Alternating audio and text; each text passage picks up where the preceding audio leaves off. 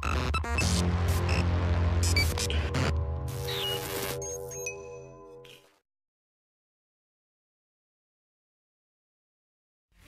place to go motor racing this, and a great place for Wings and Slicks race cars, the Australian Formula 3 Premier Series. Renato Liberto joins me for this as we take a look at race one on a cool, misty day.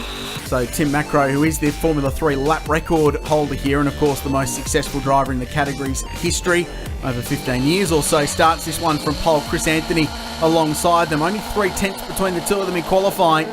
Trent Shervington with the onboard. We're away and racing. Good start, Chris Anthony. So the McDonald's Gilmore Racing Dallara will lead them down into turn one, or will he? Macro, so good on cold tyres in this category. Well, he had a look, couldn't quite get there. And Anthony leads them into the southern loop. And these guys at the front, it's all going to be about slipstreaming for the overtake. You know, they don't have a huge amount of horsepower, say, compared to a GT car. But if you can get in the toe of another car, you'll make a pass pretty quickly on these long straights around here. And Macro's no slouch as well. He'll know when he needs to make the move and when he's going to get the clean air to work with as well to sort of try and bridge that gap. Oh, locking brakes there for Anthony on the inside. The young man from the Highlands in New South Wales, and it cost him the lead. Macro slides through. So you were absolutely bang on there. He knew when to make it. Turns out it was turn 4, lap 1. The track's pretty green, and you can see a bit of moisture on our camera lenses as well. So these will be pretty dicey conditions while they try and generate some tyre temp in the front Kumos. And certainly in an open wheel car as well, you know, you do get the rain on the visor or the mist on the visor, and as a driver, that's sort of the, you know, one of the things you're looking for is what sort of conditions you're working with. Roland Legg pulling into pit lane. That's a real shame. The youngster from Mackay, he's got a great future in front of him. Won his first race in the category at Queensland Raceway last year. And then there were two at the pointy end. Really difficult conditions. This is one of those classic racetracks you see around the world. Bathurst is one, Spa-Francorchamps the other. That it can be raining at one side of the circuit, dry the other, but it's raining at all sides of the circuit now. I wonder if Legg pitted to throw some wets on, roll the dice and just see what happened. I think if they've done that, that was a genius call. You can see Kumar here, just no grip whatsoever. These cars are pretty light, and they do have a very, very quick little engine in them. So to be able to just come out of there and have no tyre on the rear of you to kind of drive out of that wet is going to be very, very hard for him. That will bring the safety car out. Here's a look back at the start. It's a great hook up from Anthony. No wheel spin, drive away from the line. You can see Macro there as well, having straight away tuck in behind that rear wing and try and just save some horsepower to get that job done into turn 1. But Anthony's done a great move there, covered his line into 1 and then made him work for it round here at turn 4. And this was the move for the lead, so Anthony barreled in. It looked like, from what we could see there, he grabbed the right front, which is easy to do at turn 4. And that just enabled Macro to go around the outside. This is Kumar. So easy to do there. Yeah. It's a slippery, slippery corner. And when the rain does come in, you come into that section of the track on a hot tyre and all of a sudden it's wet, and you kind of have to really quickly switch the brain back into to wet weather mode. Well, here's Roland Legg back at the tail of the field. So he pitted, but no wet tyres on that car. And now Anthony has a run. Macro shuts the door. The run down into turn 1, he got a great toe. But Tim was pretty firm in making sure that white, red and yellow Dallara wasn't going through. And Tim knows his rule book. You know, he's moved once. It might look aggressive, but he has moved once, held the line into turn 1 and given him plenty of room on the outside to try and make it stick for the second time. And Anthony just ran 2 wheels out over the painted exit curve at Southern Loop, and you can see the spray come up. Really dicey thing to do. Here that makes me nervous. So Legg gets some positions, gets him back to P3 now. Down into MG. This is a critical corner for these cars because they're flat from now until the entry to turn 2. Yeah, so it's over 30 seconds flat out. It's astonishing, you know. There's not many tracks like this in the country where the F3s can really shine. Sydney Motorsport Park's quite a high-speed track for them as well, but Phillip Island, as you say, over 30 seconds of a 1 minute 25, 26 lap is full throttle driving, almost in a straight line. It's just incredible. And here's Roland Legg. They run in an incredible amount or lack thereof of wing on the cars here as well. They trim them out really to just get as much drag out of the cars as they can because it's all about straight line speed, and that toe And how about some commitment around turn 2? And there's the twitch you were talking about. Just as you rotate the car for the second apex there at turn 2, as they feed the power back in, you can see both cars twitching at almost the same time, like synchronised driving. Here goes Leg down the outside. Big move. Can he get it stopped? He does, but he'll have to battle Anthony for this spot. But the youngster goes round and gets it done. Nice move and almost contact as they go into Siberia. It's great to see, though, the respect they've got for each other. They're driving exceptionally hard, but at the same time, he's backed out of that to give him some room. And terrific racing. 2 young guys. Chris Anthony back after a year in Europe running Formula Renault last year. Now here's another look at that. Talk us through this, because it was a great exchange. He's just tucked in the draft, as you mentioned there. He's gone right to cover the line. Leg's gone to the left-hand side. Really, really late on the brakes, just trying to give him enough room. But he's still giving him space on the inside to sort of make it done. But here is where he moves across to get on line for Siberia. And Anthony's just rolled out of the throttle just to give him that little bit of extra space. He could have tried to hold on there, but you'd end up having 2 cars in the gravel trap and a whole bunch of repairs to do. So, great job, and here we see them fighting now on the final lap. Wow, Anthony blows past Roland Leg at turn 1. That was a bit more than a toe assist there, I think. I wonder if Roland's got some dramas. There's serious commitment coming into turn 1 there. It looked like he slowed suddenly. I'm not quite sure exactly what would have gone wrong in the car there for him, but maybe he just misread the conditions. There's still some spray coming up. He might have just been a little too gentle on the car coming in there in those conditions. So Macro still out in front in that Alpine Motorsport Dallara.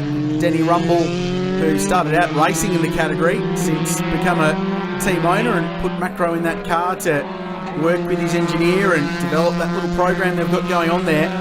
It's worked well. Clean swept around at Sandown. And out of the final corner onto Gardner Straight, he comes to notch up another victory, his 4th straight this season. Good fight for the Miners, but it's another one for Tim Macro. He wins at the Phillip Island Grand Prix circuit. Great victory. Chris Anthony 2nd. Just keeps ticking away the championship points. Trent Shervington 3rd. Leg ultimately slipped to 4th place at the end there, so dramas for the R-Tech Motorsport car. Macca's Gilmore Racing driver Cameron Shields was P5.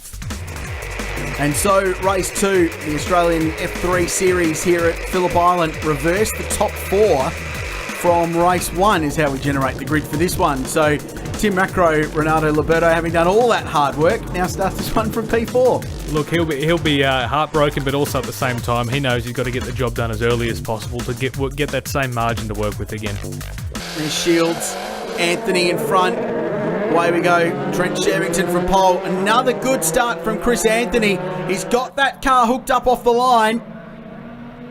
That was a great start by him. These little hand clutches in these cars can be a little finicky at times to play with, but he's got the starts 2 out of 2, and he's got the job done into turn 1 and picked up a spot. And goes round the outside of Shervington at turn 2. A lot of commitment on cold Kumo rubber, but he gets it done.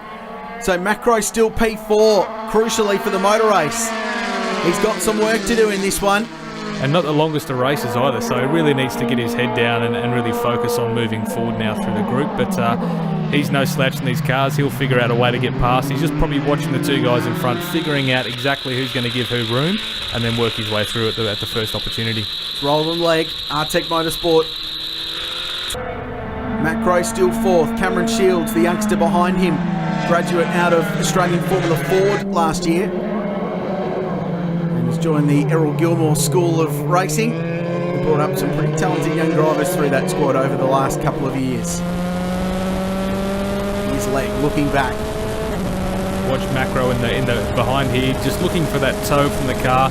You can see trying to get in there as close as he can coming onto the straight. There's no point getting in there too early because you can just run out of room sometimes to actually do anything with it. So he's going to get a double toe here if he sticks behind, and he might even get a run here into turn 1. Well, ironically, I think Roland Leg getting the toe from Shervington probably stopped Macro from getting past Leg, because you could see Leg's car just start to accelerate as they went further down the straight. So we got a good toe from Shervo, and Macro still stays 4th, so hasn't just had the luck of the dice roll at the moment to get himself further up. He'll have his little whiteboard in the cockpit there trying to figure out how I can do something better next lap to make that work. Here's the start. Great start from Anthony. None of you racing drivers will measure it near 0 to 100 times. That'll be a 2.7 or 8, I think. Yeah, very, very quick start. Almost no wheel spin whatsoever. And he's just kept the car quite straight. As soon as you start changing direction, you start scrubbing speed off on the starts as well. So, and there's the toe at work across the start-finish line. patchy, wet surface. You can actually see his head moving around quite a lot in the car. That's a sign that you're getting into that toe region because you're getting a lot of turbulent air coming over the top of the car. And you can really feel it as a driver, not only in the acceleration of the car, but also on your head. Great exchange. Leg was side by side with Macro for a very long time there. But Tim ultimately went through. But great commitment from Leg to hang on. It was on the inside at turn 1, then the outside at turn 2. And the irony is that it's actually easy to go around the outside, so the drivers tell me, I wouldn't know. From first person, it's easy to go around the outside at turn 1 in one of these cars because it just hold it flat and turn it in. Yeah, that's exactly right. You know, as long as you've got the grip there and you've got no car in front disturbing your air, you can really hold that wider line there and help you sort of dive into turn 2. This is a great exchange. So Macro around the outside, that's pretty textbook, but watch for Leg, he holds on here when they get to turn 2. And you can brake quite a bit later, as you said. You see the lunge to the outside, but eventually the track falls away. It goes from on camber on entry to off camber on exit. And if you find yourself out there in that off camber section, you just lose front grip. And already he's got to the back of Chris Anthony, and he's passed. So Tim's in the slightly older spec car, but it's actually got less aero than the car that Chris Anthony's in. But what it does mean is it's faster in a straight line. So it's perfectly suited to a place like this. But I know he's a little bit concerned about the next round of the championship at Winton Motor Raceway because that's a completely different kettle of fish. Yeah. It's all about aero and corner speed. And that sweeper down there as well is going to sort out the men from the boys in terms of the drivers in the cars as well.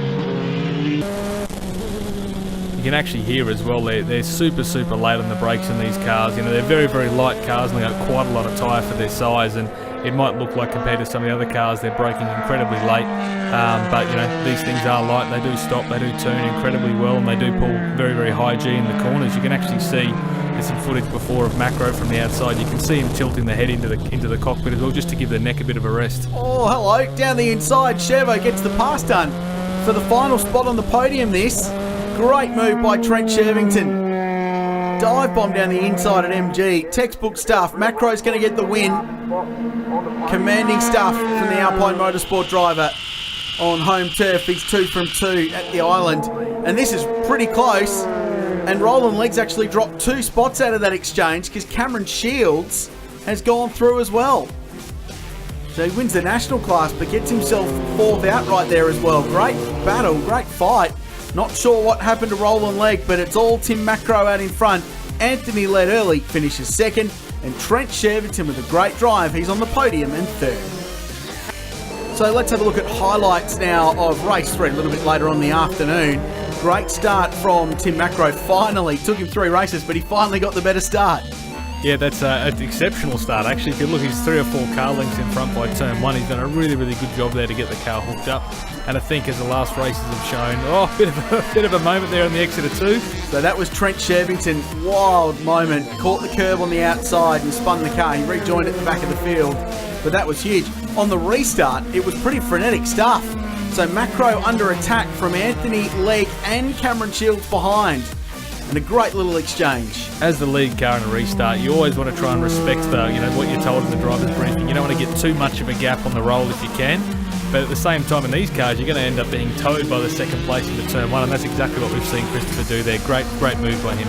So the battle for the lead continued. Anthony just applied as much pressure as he was possibly able to do. He was closer in this race than the previous 2. He pushed Macro all the way to the line. Unfortunately, just fell slightly short. And the Victorian got a clean sweep on home turf at the Phillip Island Grand Prix circuit. Last race was difficult. The tyre was really on the edge of making the distance there, so it really went off at the end, and Chris was right on my tail. But I've got to thank the team. I've got to thank Alpine Motorsports. The crew's done a fantastic job this weekend, giving me a great car, and yeah, 3 from 3. It was a pretty good weekend. We struggled a lot with the tyres, like I'm sure everybody did. We had a really bad front right that got really bad, so we had to change it to a tyre that we practiced on. But we got a lot of valuable data, and we should come back stronger later in the year.